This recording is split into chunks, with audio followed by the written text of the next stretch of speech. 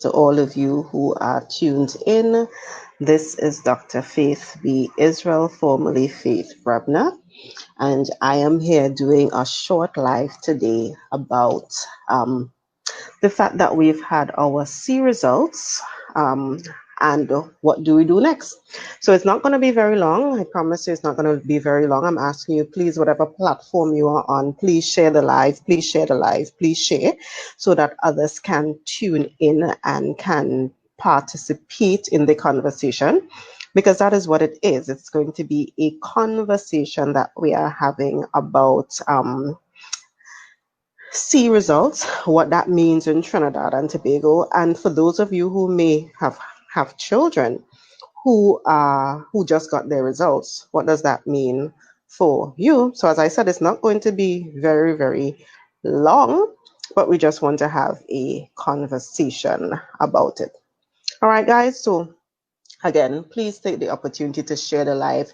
Hi, Tammy. Thank you so much for joining. Thank you so much. Please share, please share, please share.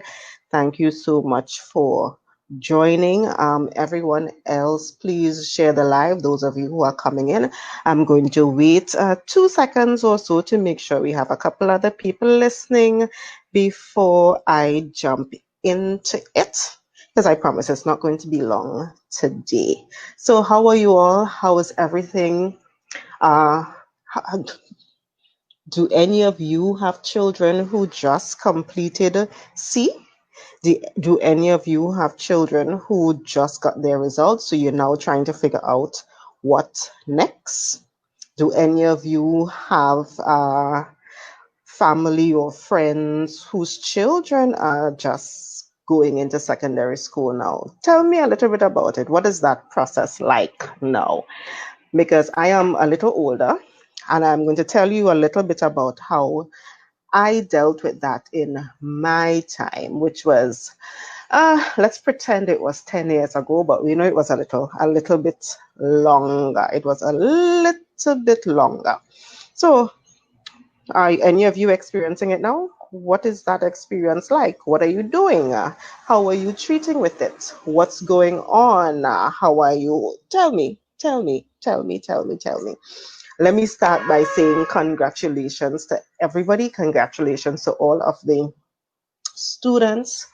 Congratulations to all of the parents. Congratulations to all of the teachers, all of the principals, all of the guidance counselors, all of the school supervisors, everybody who tried their ever best to make this a possibility, given how difficult it's been for 2020.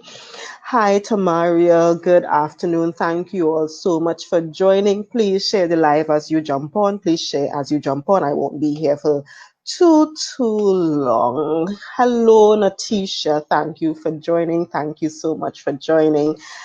Share the live as you jump on, please. So yeah, we really want to say, or I want to say, congratulations to everybody who had a part in this. Congratulations to the guys who school feeding and how that is working out. Because, you know, in Tobago, I don't know what's happening in Trinidad, but in Tobago, they just started giving school feeding to children who are home, because we have the new normal of giving education at home.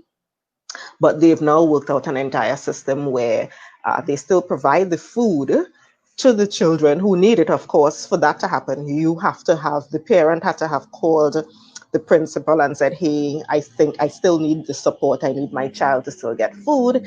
And we go from there.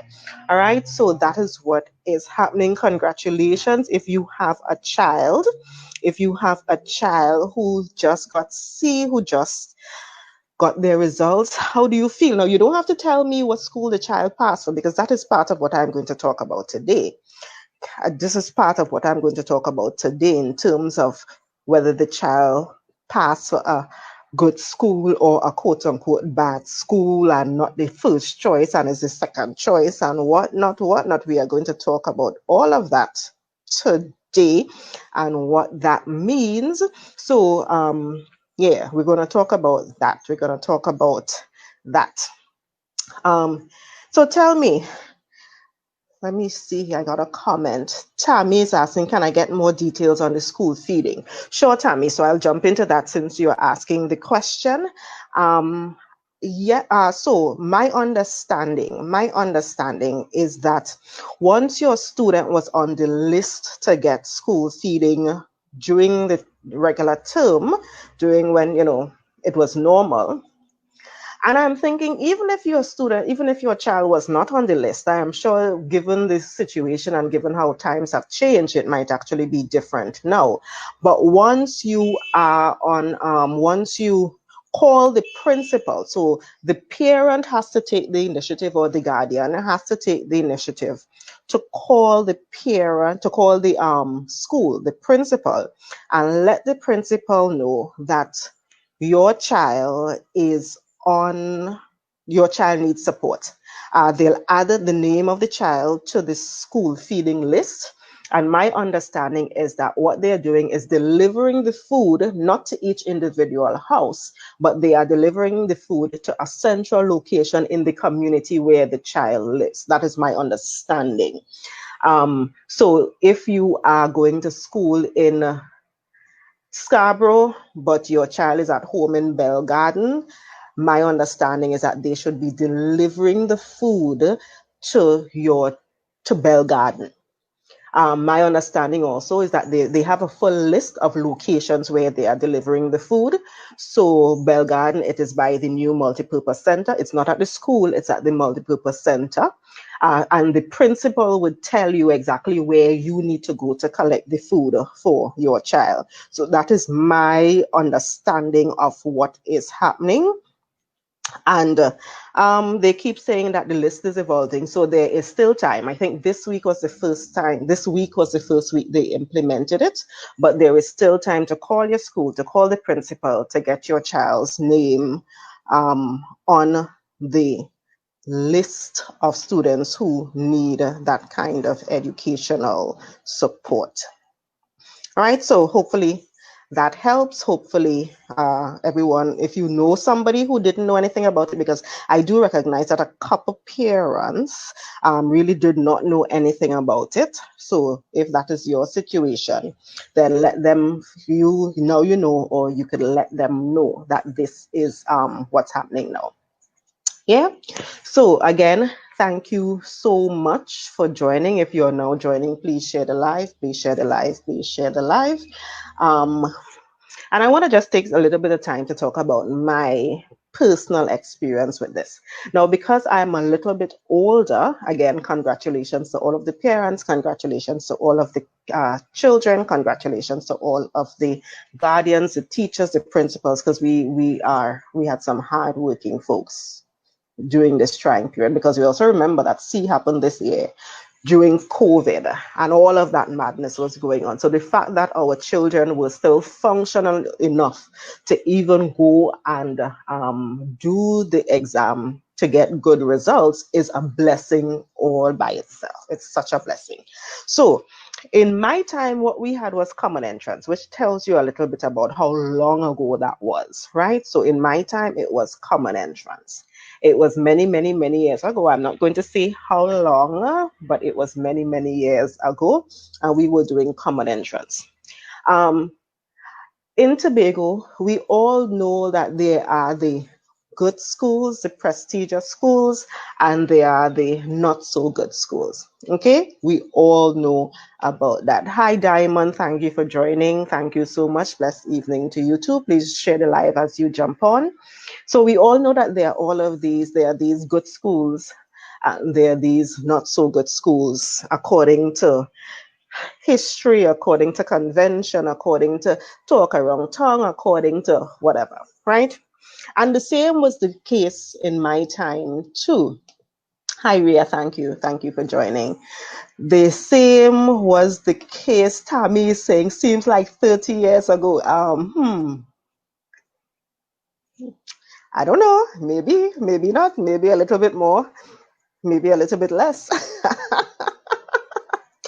So in that time, we only had at that time, and again, it ages you, we only had Roxborough Sec, and I'm starting up and going down.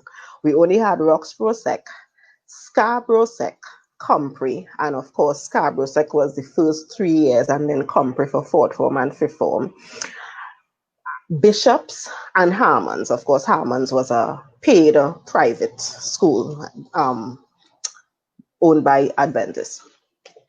Thanks, Darren.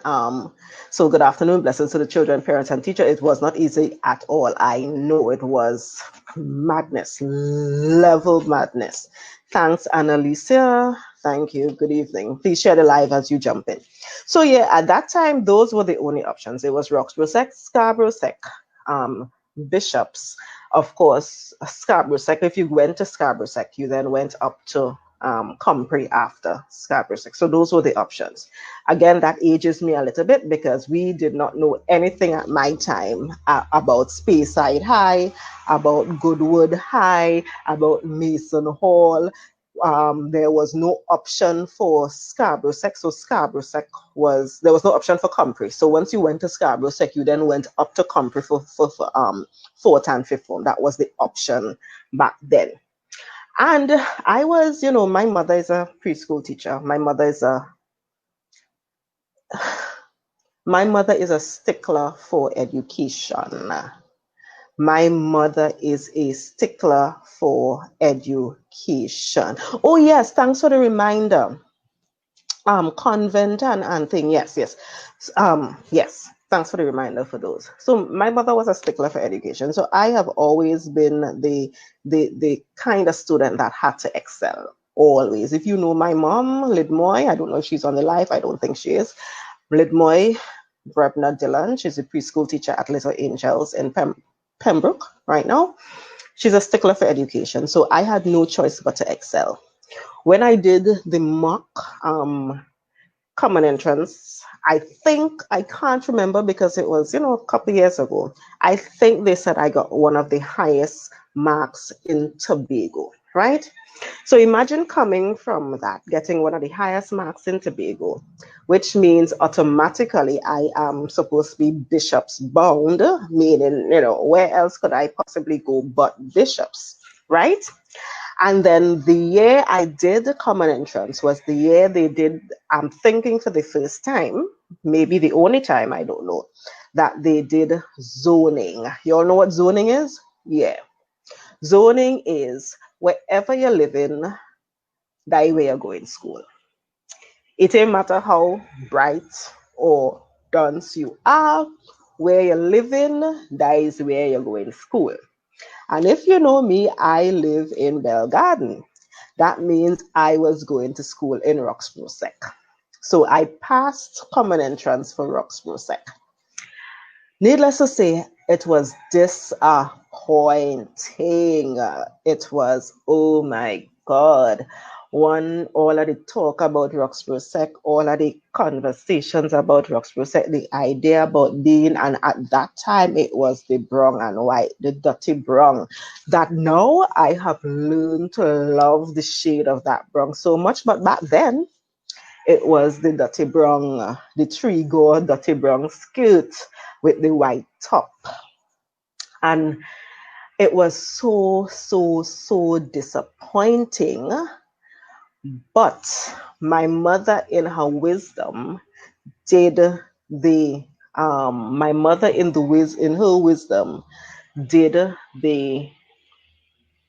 wise thing, the very wise thing, and said, no, Faith, you pass for Roxborough Sec. You go in Roxborough Sec, it's right there. And then we had a conversation about how Tammy saying that they did zoning in 2006 to, oh wow, cool. So they did it multiple times, well, at least more than once. Cool.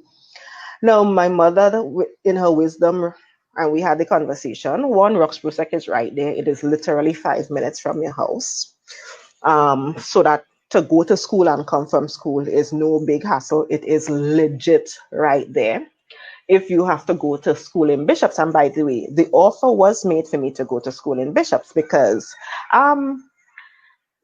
people knew about my ability And the offer was, if you want to transfer your child to Bishops, the paperwork is all you need is come and sign the paperwork. It's already, all my mother had to do was say, yes, I want my child to go to Bishops instead of Roxborough.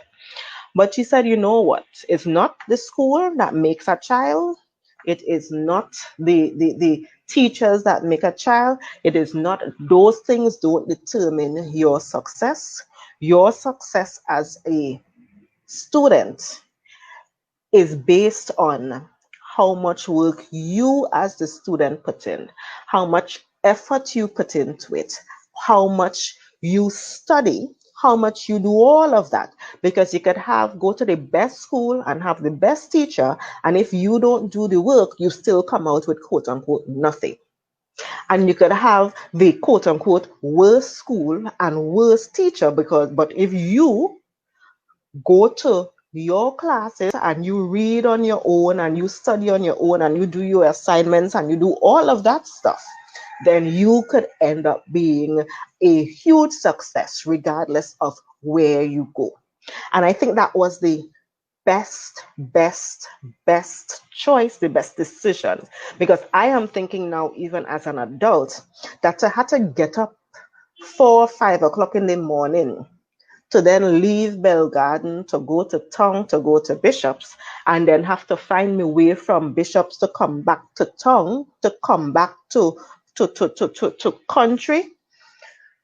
You're leaving your house before daybreak, and in that time, it didn't have no public transport. It didn't have no maxis picking up children from nowhere, carrying them nowhere else. No. You had to find your way and find your way.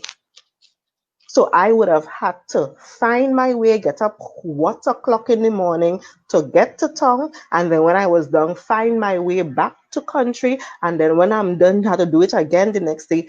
I would have been so stressed, I think. I think it was the wisest choice for me to stay in Roxborough Sec and learn my book in Roxborough Sec. Now, I went there and I experienced some of the best teachers that Tobago probably had. And yes, these teachers were teaching in Roxborough Sec.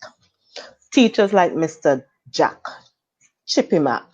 I remember them saying, other students saying, oh, colloquially, Chippy so this and Chippy so that and Chippy this and Chippy that and you ain't gonna like Chippy and ting. And my mother again said, you do not decide how you feel about a teacher before you interact with that teacher. So you're doing history. Mr. Jack is teaching history. You go into Mr. Jack's class and learn your history for me, please. And Mr. Jack was the best history teacher, and dare I say, Mr. Jack has been the best history teacher in all of Tobago, because Mr. Jack did such an amazing job with us that when we went into the actual exam, CXC exam for history, we practically knew every single question that was coming, and we were so prepared because that man took his time. That man, in addition to teaching us everything that was on the syllabus and so forth, he took his time. He went through the history of CXC, so he had every CXC paper from heaven knows how long to that point, and he actually went through and did the algorithms and realized that, hey, this question and come for 2 or 3 or 4 years, so this question might come. Earlier, this question might come. So focus on answering this question for me, please. And we did that. Every weekend, we used to go home by Mr. Jack's house and study history leading up to exam. Same thing. I had so many other amazing teachers. Miss Merle Carrington was the maths teacher. Miss Merle Carrington may have been the best maths teacher in all of Tobago. Yes, Tammy, the school building does not determine who you are. So we have to fight the myths. Yes, Mr. Jack's office, memories as a principal. Exactly. Miss Merle Carrington Miss Prescott, Miss Barton doing agriculture. We had some of the best teachers coming through Roxborough Sec. It was amazing. It was phenomenal. And you know what? On top of everything, because it's the same CXC exam that you have to do, whether you go to whatever school, the exam that you do at the end of the session is the same exam. They don't give Roxborough like a different exam to other places. And when we did the exam, we got very good marks. I came out of Roxborough Sec with probably, I don't know, 8 or 9 subjects or something like that. Yes, thank you, Miss John. Yes, I only remember what was Miss John's name back then. Only remember Miss John's name. I'm afraid to even say it now. I'm afraid that I'll get licks. You actually, as a matter of fact, I remember some of us actually got licks for calling Miss John out her name in school, and the entire class ended up getting licks. And that tells you. So yeah, it does not matter.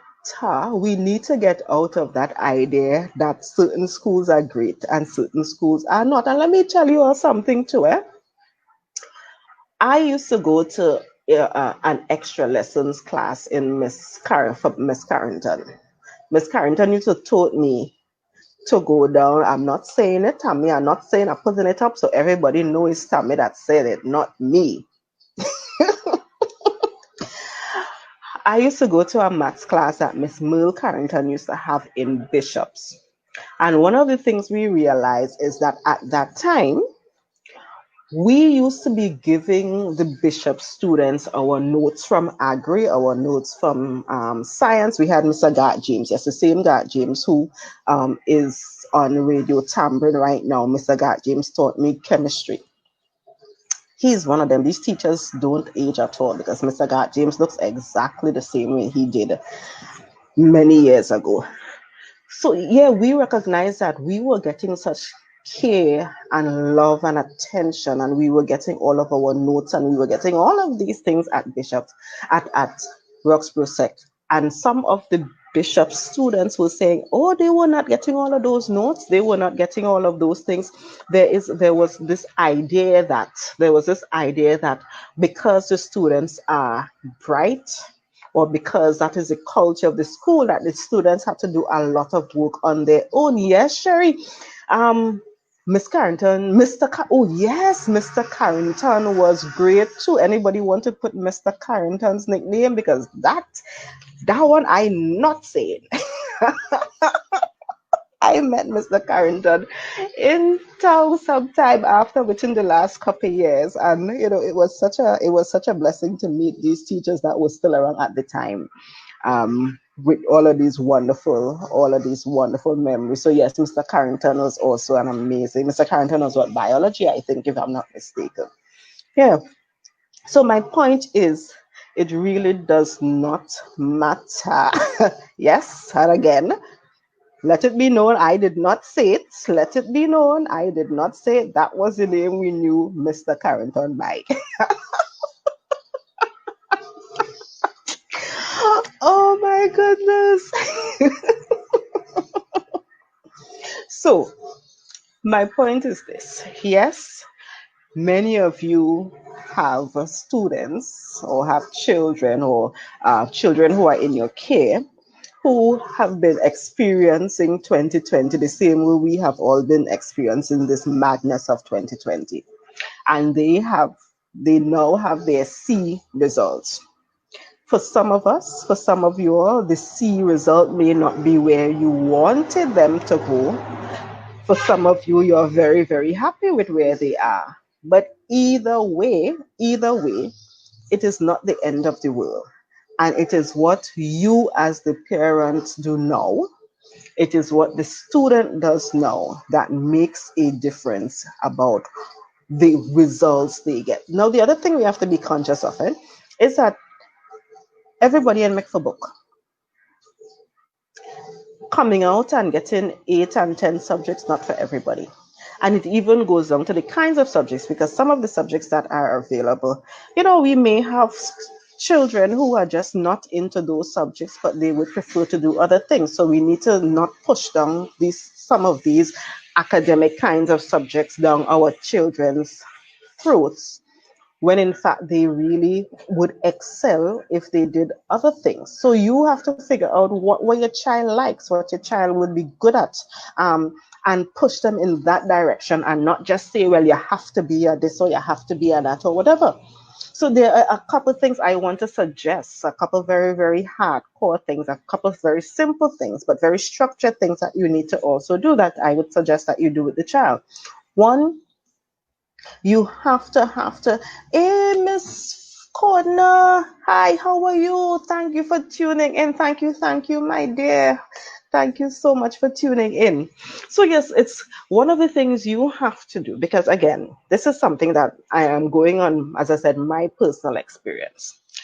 I went to Roxborough Sec, and I think for the 5 years I was in Roxborough Sec, my mother was the president of the PTA for the whole time. If she wasn't president, she was a part of the PTA, which meant that she was involved very, very, very early. She actually took me to the various teachers and said, basically, this is my daughter, or you could cut your tail if she misbehave.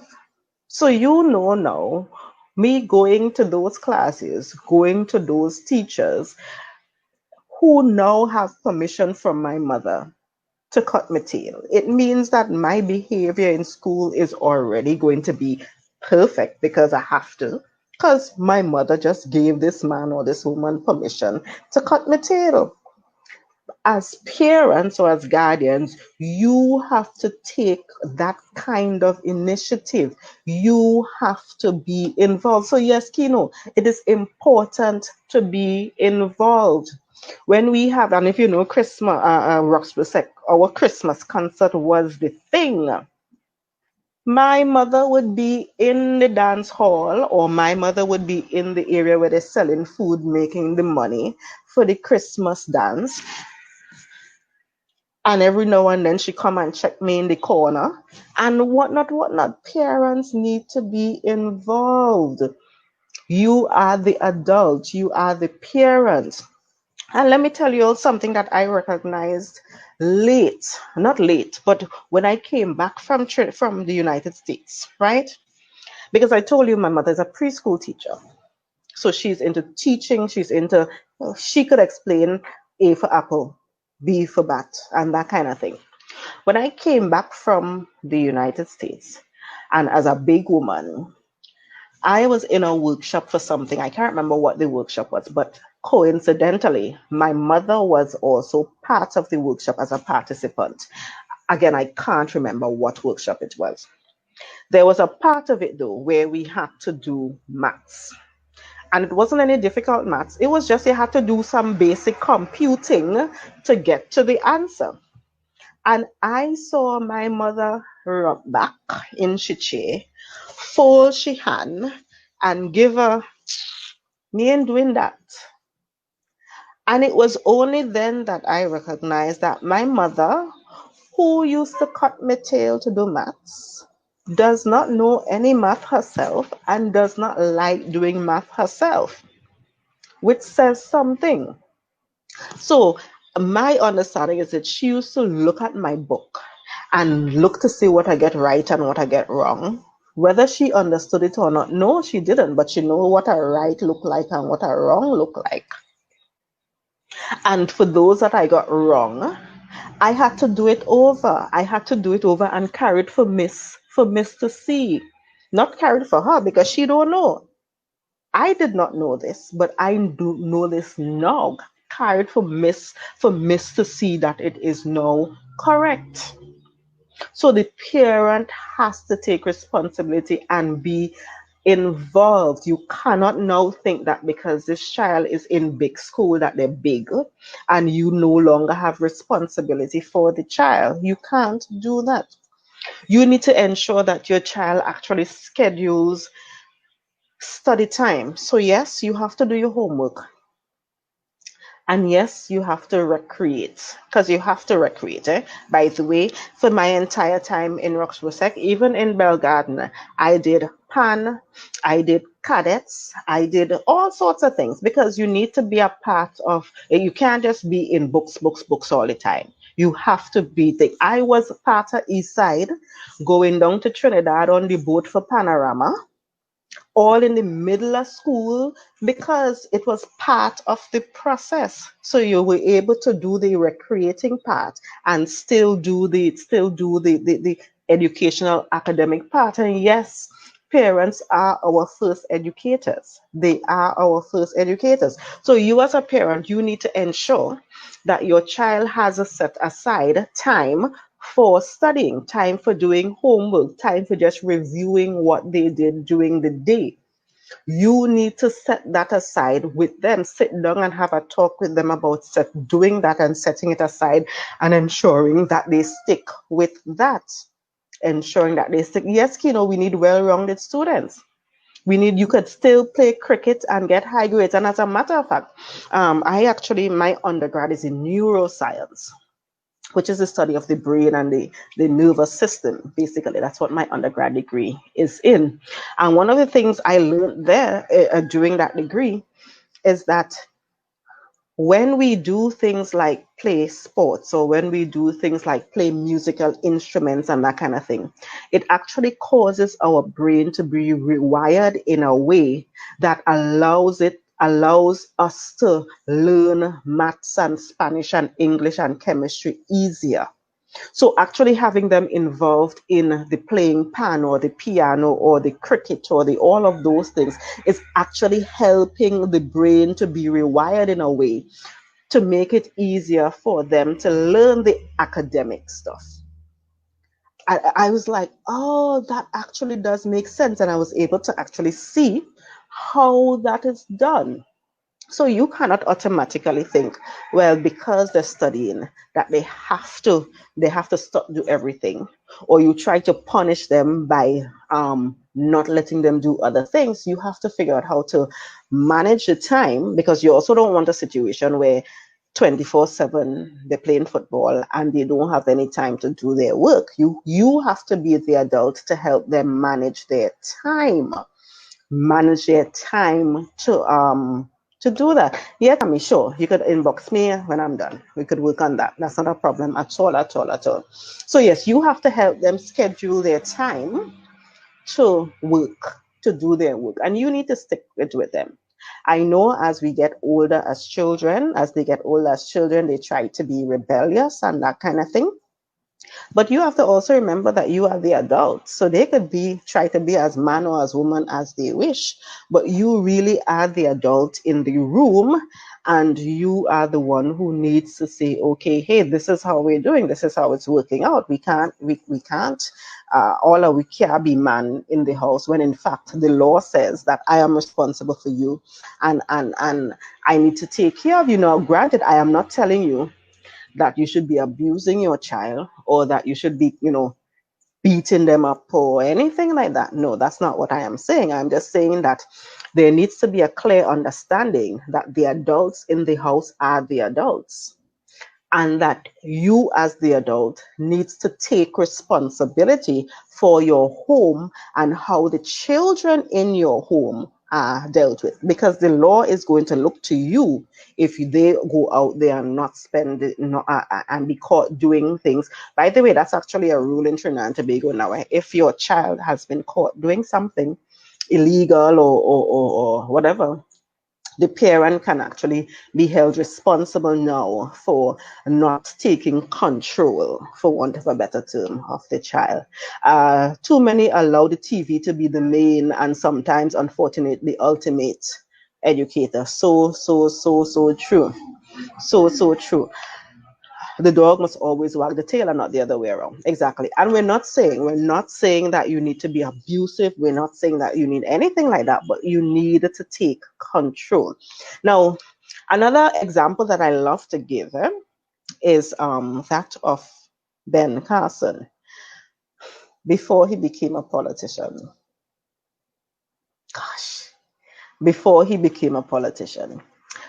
He is actually one of my favorite people in the world, because Dr. Ben Carson is a history maker. He was one of the few neurosurgeons to successfully separate Siamese twins who were stuck at the head, and the twins were able to survive the operation and that kind of thing.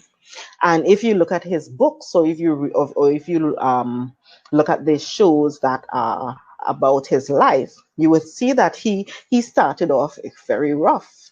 He started off very rough and fighting and that kind of thing. And one of the things he also says, he says two things that I hold near and dear. By the way, I actually met him a couple years ago, which was so amazing for me. He said two things. He actually had, I don't know if he still has them, but at that time he used to have fundraising dinners. So while I was in Pittsburgh, Pennsylvania, he came to Pittsburgh, and I was able to go to one of his fundraising dinners. And he said two things at that event that made it amazing. One, he said that, again, like me, he did not know that his mother could not read when she was teaching him. He did not know that his mother could not read when she kept pushing him to become a great student, because she was a cleaner, she was a maid in these rich people's homes, and they would have access to books because in these homes they had huge libraries and whatnot. And she would force him to read and bring back book reports to her. And it was only as an adult he recognized that she could not read. So that's again showing that this is a woman who herself had little or no education, formal education at that time, could not read, but was able to create through her motivating and through her pushing her son to become one of the best neurosurgeons the world has actually ever seen. And yes, his story is one of my biggest motivators.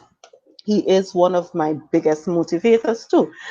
So that was one thing that he said that I thought. And so we have to always remember as parents or guardians that we do not have to know everything. We don't have to understand everything. We don't have to be a math whiz or a chemistry whiz or whatever whiz. We just need to figure out how to push our child or our the person who we are taking care of in the direction for them to get the necessary knowledge. Now, the other thing he said, and I think I'm going to wrap up with this, is the other thing he said is that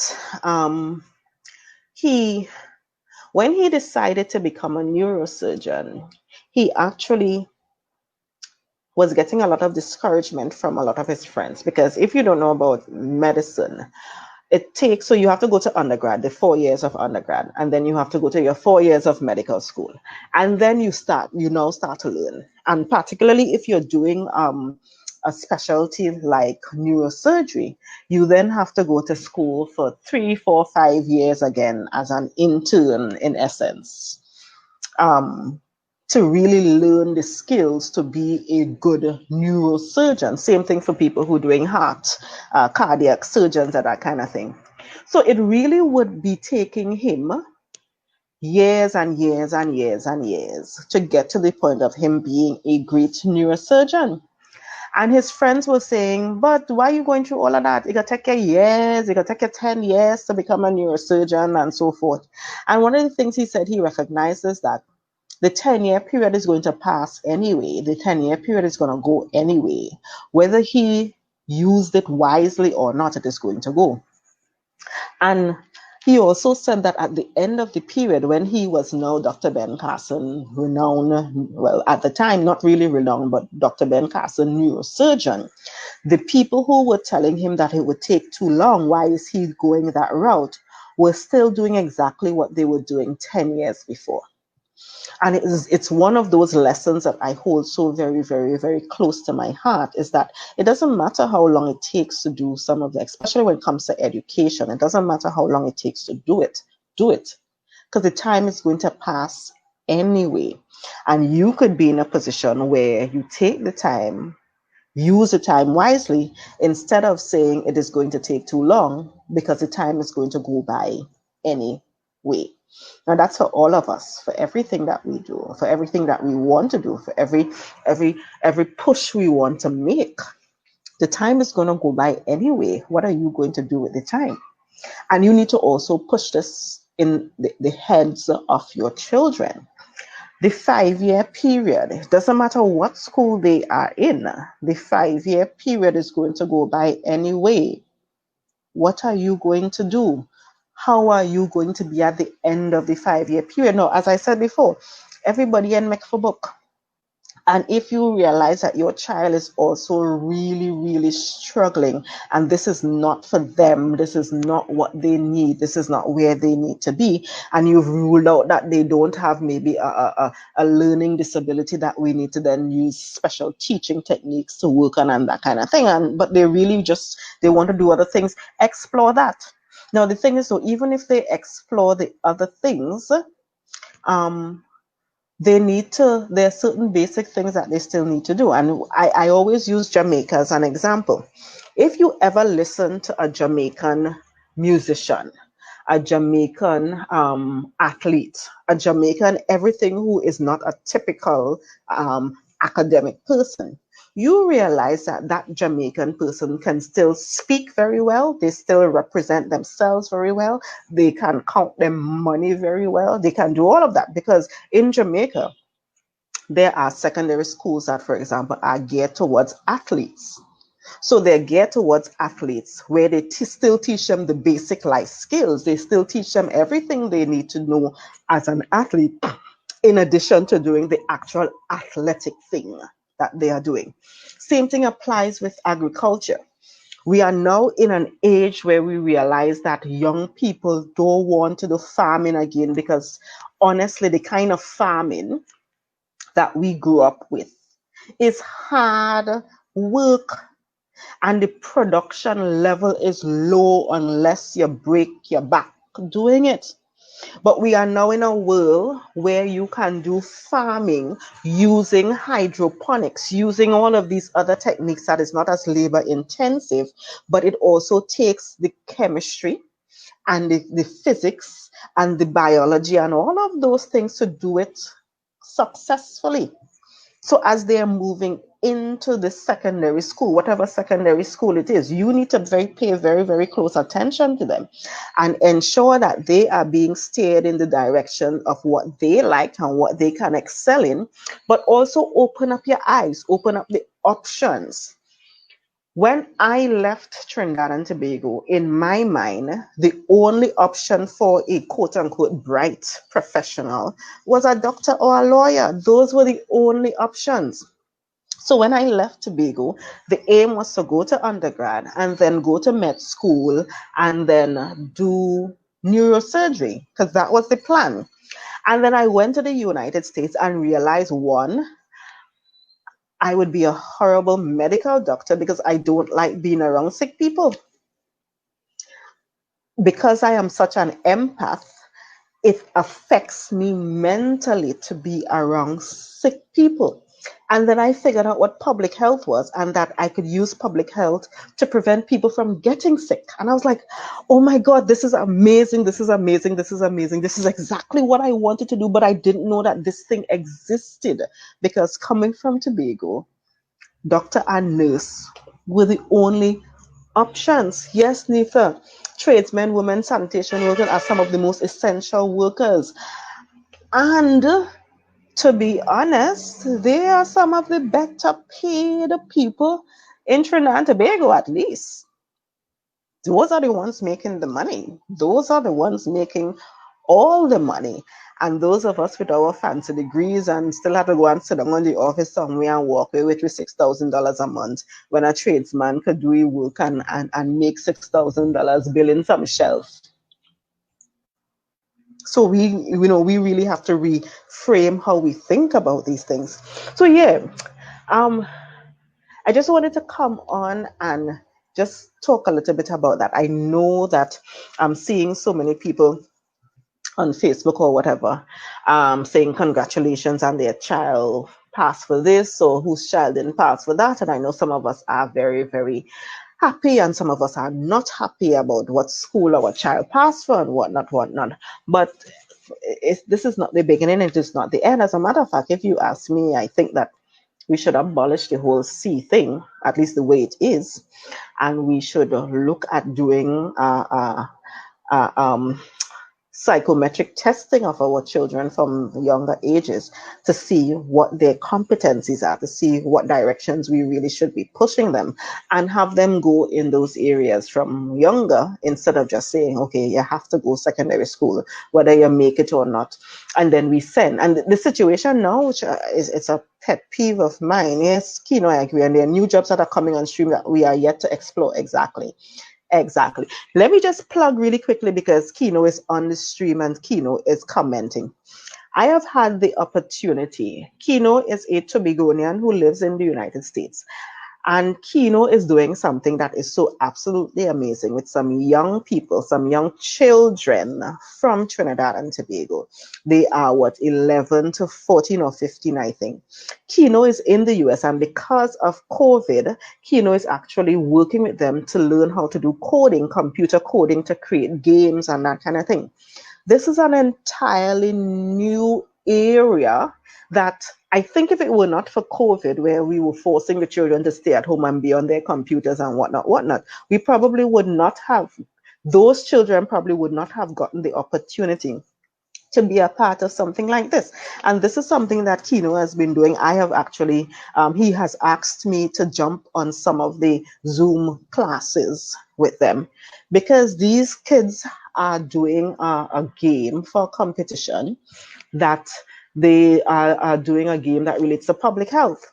So they've asked me a couple of times to come on and explain to them what public health is, what COVID is, why do we need to wash our, some of these things that are critical because they are going to be building those things into this game that they are doing. And these are 11, 12, 13, 14-year-old children from Trinidad and Tobago.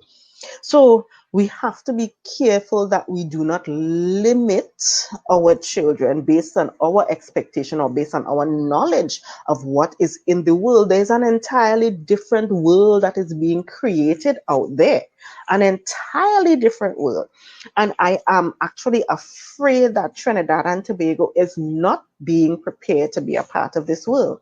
We are going to continually, if we continue like this, to be decades behind the rest of the world, decades behind the rest of the world. And we have an opportunity to not be decades behind the rest of the world. So we need to use it. So anyway, I'm going to wrap up now because I don't want to be too long. It's amazing. Again, congratulations to everybody who was able to, in the middle of this maddening year known as 2020, was able to actually sit and do an exam and not mentally die in the middle of it. Kudos to you. Kudos to the parents, kudos to the teachers, kudos to the children, kudos to everybody who had to figure out how to make this madness normal. Kudos to you. If you were able to do the exam and you got to your preferred school, good for you. Make use of the opportunity. If you were successful but did not get to your preferred school, hey, I personally believe that every single thing happens for a reason. I personally believe that if I had left Bell Garden and gone to town every day all of those years way back when, I would not have been the success that I am now. So don't even worry about it. Don't even worry about it. You push, you go to that school, whatever that school is, you go to that school and you do your best. You do the work. You put in the hard work. You work with mommy and daddy and you put in the hard work, or whoever. You do it. You could do it. We could all do it. And even if you have to resit C, so what? You now have an opportunity to really learn some of the core foundational things that you probably really did not understand, which is fine. It is fine. Listen, I think that anybody who comes out of 2020 who survives 2020, we need to be given a special kind of commendation because this year is difficult. And if we think that it is difficult for adults and it's not difficult for children, children have feelings, emotions too. So don't assume that the children are all fine and they are dealing with it. Remember, their entire world has now changed also. They now can't go out and play with the friends the way they used to. In many instances, and this is something that we really, really need to be concerned about, in many instances, physically going to school used to be the child's safe haven because we have some children that are living at homes with their abusers. So leaving for the 8 hours to go to school may have been the saving grace, and now they're home. So we have to be conscious of the fact that it is difficult for everybody, and we need to take a little bit of time to not be too hard on ourselves as parents, as guardians, as just community folks. Take a little time to not be too hard on yourself, to accept that, hey, we are where we are now, and it is what it is, and we are surviving. We are doing what we can do, and we are pushing. We are. Congratulate yourself, because there are so many others who can't even make it to where we are now. So congratulate yourself. So yes, Tammy, thanks for sharing the experience about, and congratulations to all of the parents, teachers, and students. Exactly. Congratulations to all of you. You all are doing an amazing job. Just look forward to doing what you need to do. Look forward to doing what you need to do to ensure that this is a success. No matter what that is, this is a success, no matter what that is. I am forever thankful for the opportunity that I had to have gone to Roxborough Sec, to have experienced the amazing, wonderful teachers that I experienced in Roxborough Sec, and I will not trade that for anything. It made me who I am, and I am eternally grateful for that. You need to do the same. You need to do the same and be eternally grateful for whatever the opportunity is, and don't waste it. Oh, Nita, you had to quit your job to help your grandchildren. Oh, that tells you how difficult this is. That tells you how difficult this process has been. Yes, we have to change. So many things about our lives have to change. But anyway, guys, I wanted to just share this little story with you, and hopefully you go into tomorrow, you go into the weekend feeling a little bit blessed, feeling a little lighter, knowing that we need to be kind, knowing that it is a difficult period, but it's difficult for you, it's difficult for your children, it's all difficult, and just be kind to yourself. Be loving to yourself. Not be so difficult on yourself, because hey, we're all trying to do this. We're all trying to deal with this. We're all trying to make this work. All right, guys, thank you so much. Share the live, and have a blessed